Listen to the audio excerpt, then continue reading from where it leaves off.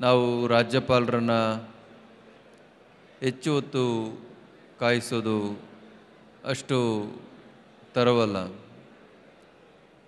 ಈಗಾಗಲೇ ಮಾತನಾಡಿರುವಂಥ ಎಲ್ಲರೂ ಕೂಡ ಅಶೋಕ್ ಅವರು ತುಂಬ ಒಳ್ಳೆಯ ಮಾತುಗಳನ್ನು ಆಡಿದ್ರು. ಈ ನಾಡಿನ ಐಕ್ಯಮತ್ಯಕ್ಕೆ ಕೆಂಪೇಗೌಡರು ಭಾಳ ದೊಡ್ಡ ಕೊಡುಗೆಯನ್ನು ಕೊಟ್ಟಂಥವರು. ಹಾಗಾಗಿ ಈ ಊರಿನ ಐಕ್ಯತೆಯನ್ನು ಕೂಡ ಕಾಪಾಡಬೇಕು. ನಾವೆಲ್ಲ ಸರ್ಕಾರವನ್ನು ಕೇಳ್ತಾ ಇದ್ವಿ, ಮಹಾರಾಷ್ಟ್ರದಲ್ಲಿ ಯಾವ ರೀತಿ ಒಂದು ಬೃಹತ್ತಾದ ಶಿವಾಜಿ ಪ್ರತಿಮೆ ಇದೆ, ಆ ರೀತಿಯ ಒಂದು ದೊಡ್ಡ ಪ್ರತಿಮೆಯನ್ನು ಈ ಸರ್ಕಾರ ಯಾಕೆ ಮಾಡಬಾರ್ದು? ಅದನ್ನು ಅರ್ಥ ಮಾಡಿಕೊಂಡಂಥ ಯಡಿಯೂರಪ್ಪನವರು ಅಶ್ವಥ್ ನಾರಾಯಣರವರ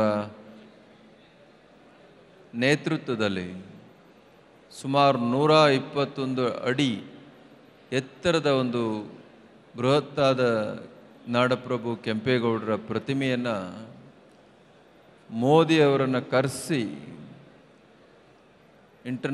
ಕೆಂಪೇಗೌಡ ಇಂಟರ್ನ್ಯಾಷನಲ್ ಏರ್ಪೋರ್ಟ್ನಲ್ಲೇ ಅನಾವರಣ ಮಾಡುವಂಥ ಕೆಲಸ ಮಾಡೋದು. ಅದಕ್ಕೂ ನಿಜಕ್ಕೂ ಕೂಡ ಅತ್ಯಂತ ಶ್ಲಾಘನೀಯ. ನಾನು ಸತೀಶ್ ಅವರು ಸಿಕ್ಕಾಗ ಆ ಸ್ಮಾರಕದ್ದು ನಕ್ಷೆಯನ್ನು ತಯಾರು ಮಾಡಿಸಿದ್ರ ಹಾಗೆ ಅಂತ ಕೇಳಿದೆ. ಇಲ್ಲ, ನಾವು ಎಲ್ಲೂ ತೋರಿಸ್ಲಿಲ್ಲ, ಅದು ನಕ್ಷೆ ತಯಾರಾಗಿದೆ. ಆ ನಕ್ಷೆ ಆ ಫೋನಲ್ಲಿ ನೋಡಿದ್ರೆ ಭಾಳ ಸಂತೋಷ ಆಯಿತು. ಒಂದು ದೊಡ್ಡ ಹೆರಿಟೇಜ್ ಹಬ್ಬ ಆಗಿಬಿಡ್ತದೆ ಅದು. ಅಷ್ಟು ಚೆನ್ನಾಗಿ ಅಶ್ವಥ್ ನಾರಾಯಣರವರು ಸಮಾಧಿಯ ಸ್ಮಾರಕದ ನಕ್ಷೆಯನ್ನು ತಯಾರು ಮಾಡಿದ್ದಾರೆ. ಅದು ಬಹುಶಃ ಅಶ್ವಥ್ ನಾರಾಯಣರವರ ವಿಷನ್ ಅಂತಲೇ ಏನಾದರೂ ಬಂದರೆ ಆ ಸ್ಮಾರಕ ಒಂದು ದೊಡ್ಡ ಪಾರಂಪರಿಕ ತಾಣವಾಗ್ತದೆ. ಇವತ್ತು ಬೆಳಿಗ್ಗೆ ಕೂಡ ಸರ್ಕಾರಕ್ಕೆ ನಾವು ಸಲಹೆಗಳನ್ನು ಕೊಟ್ಟಿದ್ದೇವೆ. ಎಲ್ಲೆಲ್ಲಿ ಕೆಂಪೇಗೌಡರ ಕೋಟೆ ಕೊತ್ತಲುಗಳಿದ್ದಾವೆ ಅದನ್ನು ಉಳಿಸೋವಂಥ ಕೆಲಸ ಮಾಡಬೇಕು, ಸ್ಮಾರಕವನ್ನು ಅಭಿವೃದ್ಧಿ ಮಾಡಬೇಕು, ಪಠ್ಯದಲ್ಲಿ KGಯಿಂದ PGಯವರೆಗೆ ಅವರ ಇತಿಹಾಸವನ್ನು ಸೇರಿಸುವಂಥ ಕೆಲಸ ಮಾಡಬೇಕು, ಒಂದು ದೊಡ್ಡ ವಿಶ್ವವಿದ್ಯಾನಿಲಯಕ್ಕೆ ಅವರ ಹೆಸರನ್ನು ಇಡುವಂಥ ಕೆಲಸ ಮಾಡಬೇಕು. ಹಾಗೆ ಇವತ್ತು ಸರ್ಕಾರದ ಪ್ರಮುಖರು ನಮ್ಮ ಮುಂದೆ ಕುಳಿತಿದ್ದಾರೆ. ಹಾಗಾಗಿ ಘನತೆವೆತ್ತ ರಾಜ್ಯಪಾಲರು ಸರ್ಕಾರಕ್ಕೆ ಎಲ್ಲ ವಿಷಯಗಳನ್ನು ಕೂಡ ಮನವರಿಕೆ ಮಾಡಿಕೊಟ್ಟು ಮಾರ್ಗದರ್ಶನ ನೀಡುತ್ತಾರೆ ಅಂತೇಳಿ ನಾನು ಭಾವನೆ ಮಾಡುತ್ತೇನೆ. ಬಹುಶಃ ಇದೊಂದು ಅರ್ಥಪೂರ್ಣ ಕಾರ್ಯಕ್ರಮ. ಬೆಳಗ್ಗೆ ಸರ್ಕಾರ ಕೆಂಪೇಗೌಡರ ಬಗ್ಗೆ ಅತ್ಯಂತ ಗೌರವವನ್ನಿಟ್ಟು ಸುಮಾರು 5 ಎಕರೆ ಪ್ರದೇಶದಲ್ಲಿ ಬಹಳ ಸುಂದರವಾದ ಕೆಂಪೇಗೌಡ ಭವನಕ್ಕೆ ಅಡಿಗಲ್ಲನ್ನು ಹಾಕುವಂಥ ಕೆಲಸವನ್ನು ಮಾಡಿದ್ದಾರೆ. ಅದು ನಿಜಕ್ಕೂ ಕೂಡ ಶ್ಲಾಘನೀಯ.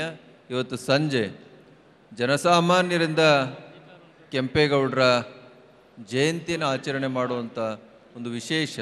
ನಾನು ಬಂದ ತಕ್ಷಣ ಹೇಳಿದೆ, ಎಷ್ಟು ವೈಭವಪೂರ್ಣವಾಗಿದೆ ಈ ಜಯಂತಿ ಹಾಗೆ ಅಂತ. ಜನಗಳ ಮನಸ್ಸು ಕೆಂಪೇಗೌಡರ ಬಗ್ಗೆ ಎಷ್ಟು ತುಡಿತಾ ಇದೆ. ನಾನು ಬರ್ತಾ ನೋಡ್ತಾ ಇದ್ದೆ ಮುತ್ಯಾಲ ಪೇಟೆ. ನಾವು ವಿಜಯನಗರದಲ್ಲಷ್ಟೇ ಮುತ್ತು ರತ್ನಗಳನ್ನು ಮಾರ್ತಾ ಇದ್ರೇನೋ ಹಾಗೆ ಅಂತ ಅಂದ್ಕೊಂಡಿದ್ವಿ.